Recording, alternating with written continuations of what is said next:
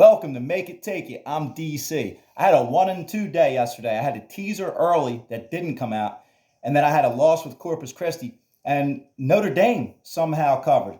It was tied with like 5 minutes left, and they still covered the 16. And this is why it's important. I talk about sometimes having multiple sports books. The first two books I looked of mine, I found that at 16 yesterday when I was going to take it. And then the third one I looked at, I found it at 15 and a half. And I bought that half a point down to 15. But that's the difference. If I would have taken it on the first line I found, it would have been a push instead of a win. And they came back nice. I've had my share of bad beats lately. There's been 4 or 5 bad ones. So that's a little bit of redemption for myself. And I needed that yesterday. But that puts me at 15 and 10 for 60% in college basketball. And I'm not trying to be 60% in college basketball. 60% is considered very good by professional handicapping standards. If you look that up, you can find those numbers easily. And I'm not trying to be very good. I have higher standards than that in college basketball. So we keep rolling through Thanksgiving. Coming back today, I have a couple of nice plays.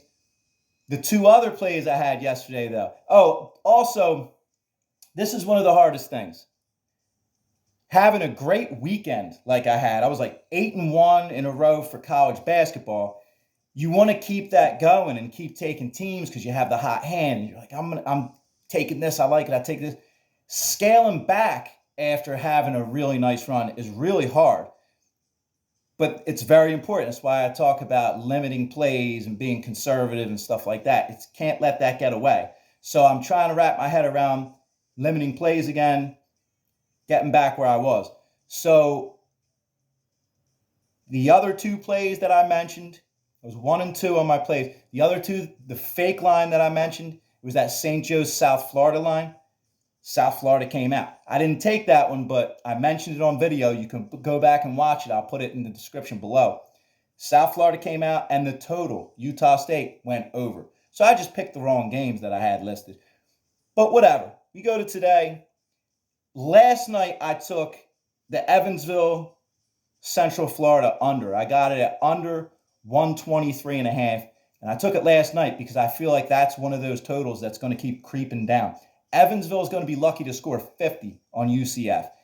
And since UCF is a 15-point favorite, if Evansville scores 50, UCF puts up 65, 15 more, that's still under 123 and a half. They're going to have a hard time scoring 50 if you look at their history and how good UCF's defense is. So that's my first play that I took.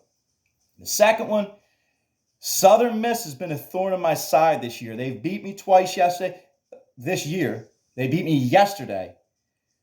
But they're 5-0. They're undefeated against the spread. Why are they a dog today? Why are they getting 3 points from Purdue-Fort Wayne, from a much lesser conference, a team that's usually not that great? I'm taking Purdue-Fort Wayne. I moneylined it. I just got it on DraftKings at -30 on the money line. I saw the line as high as 3, though. So it makes absolutely no sense to me. I'm taking IPFW. I might put a couple more plays in like usual. I like reserving that to put down in the comments like I did yesterday because I have my eye on a couple other plays. The Northridge, Central Michigan over. Abilene Christian, who's favored over Riverside. Riverside finally has a good team, but Abilene shouldn't really be favored. It makes me like them. And Cal Poly Slow was a 9-point favorite over Idaho. Idaho's terrible, but Cal Poly Slow has no business being a favorite, let alone a 9-point favorite over anybody, the way they've played the last few years. So I have my eye on those plays. I might drop them in the comments later like usual, but for now, it's going to be Purdue-Fort Wayne -3, Evansville, Central Florida under 123. Let me know what you like. Don't forget to like my video. Thank you for watching. Good luck today.